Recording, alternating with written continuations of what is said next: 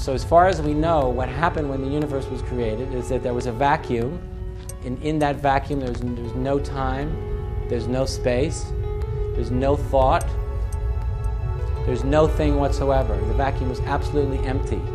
And for some reason, 14 billion years ago or so, there was an impulse to become.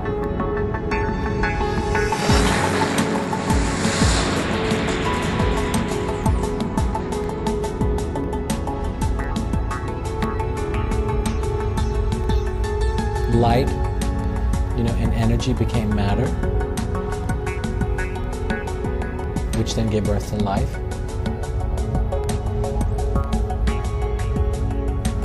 And then through life, consciousness,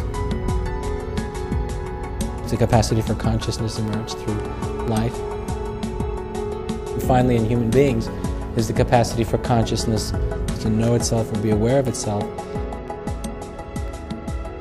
And why that's so important is that through us, through the awakening human, and his and her capacity to be conscious of consciousness, the first cause creative principle, God principle, whatever you want to call it, now has the capacity to be aware of itself through the evolving human. Who am I? I am, we are, you are, I am. We actually all are more than we're an individual, part of a process. So the transition from I'm a separate individual ego with a separate personal history to I'm this cosmic developmental process becoming aware of itself. It's quite dramatic.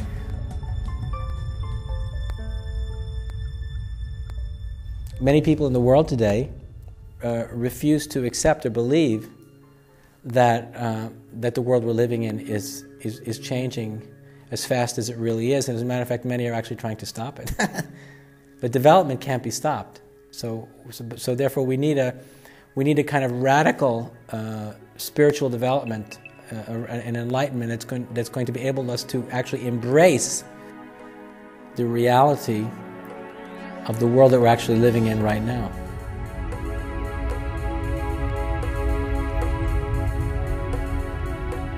Andrew Cohen calls his teaching Evolutionary Enlightenment.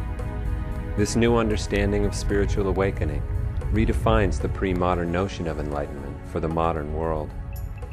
Now, the purpose of higher consciousness is no longer to be free from the world or go to heaven after we die, but to be an instrument for the evolutionary process itself. In evolutionary enlightenment, the goal is not to get out of the universe. The goal is not to escape from the universe. The goal is to get into the process. The problem for most of us is we're not in the process. We are lost in this small-minded, self-centered hell life experience in which our experience of what it means to be alive is so partial and so small and so minimal, it's almost impossible to imagine how small it is until you wake up. So the goal here is to get out of this small-minded, self-centered, hell, partial, almost non-existent dream. So we can begin to wholeheartedly, unselfconsciously, passionately participate, or you can say co-participate in the creation of the conscious universe with and as the very force that created it.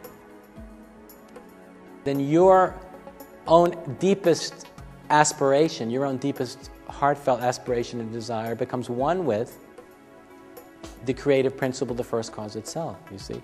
That means you begin to recognize who you really are, what you're really doing here.